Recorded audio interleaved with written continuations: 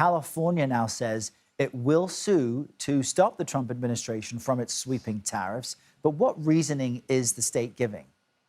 Well, the state says it's the world's fifth largest economy, and it is therefore uniquely positioned to be impacted by these tariffs. And California's governor, Gavin Newsom, argued yesterday that the state is going to lose billions of dollars because its industries, the tech industry, the agricultural industry, are going to be severely impacted primarily due to the U.S.'s trade war with China, where the U.S. is currently imposing 145% tariffs on Chinese goods, and the Chinese have retaliated in kind, but also because of the rise in tariffs against Canada and Mexico, which are major trading partners for China. So what California is going to be arguing is that these tariffs are unconstitutional, that the justification that the president gave for imposing them, which is that there is a national emergency, is a fallacy, and that they believe Congress should have stepped in to stop this.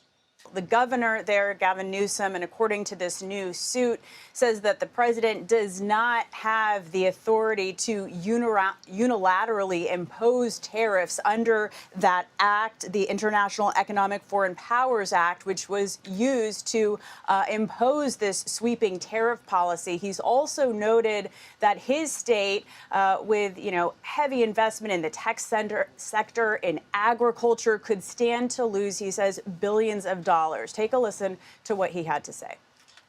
This is recklessness at another level. The impacts already on the lack of investment.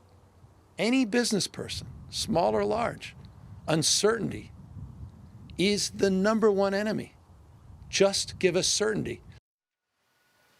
Now, the White House has continued to defend its tariff and trade policy, saying that it's a, quote, historic effort to address the national emergency of a persistent and large trade deficit. Errol.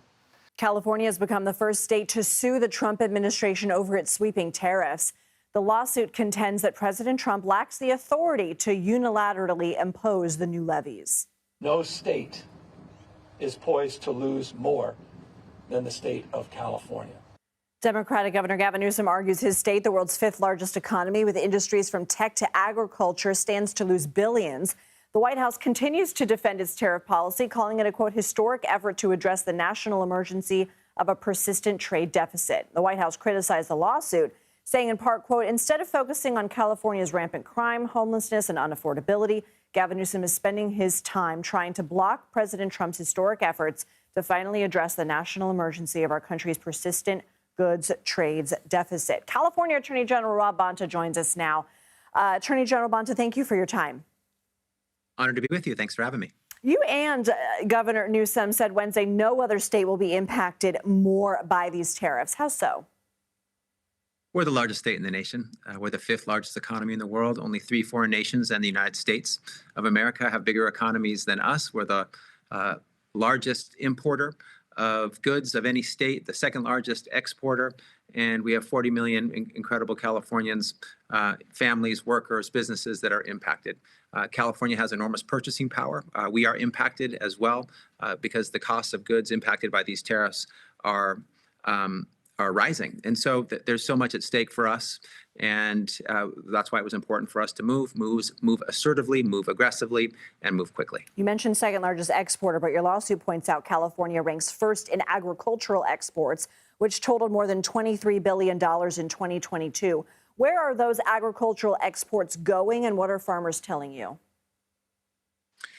The exports are in world demand, so they go all over the world. Our 3 biggest trading partners, of course, are China, Mexico, and Canada. So there's a lot of trade between those nations. The tariffs impact those nations for sure. And the farmers, including the farmer at whose home or at whose farm we were at yesterday in Ceres, in the Central Valley in California, Christine talked about the massive impact on her family farm that she's trying to keep afloat, the existential threat to her farm and her business. And that is not uncommon. We have farmers, we have businesses, we have mom and pops, we have people with a dream who've been keeping their business afloat, who are now facing the existential threat of shuttering their doors. And these tariffs are terrible for business, even though Trump suggests that he's a great businessman. The business community wants certainty, wants predictability. They've gotten chaos and uncertainty. The American people and Californians want lower costs. That's what they screamed during last election. Tariffs are raising their costs. And by the way, they're unlawful. And they're illegal. Attorney General, why do you argue that the president cannot use the International Economic Emergency Power Act here?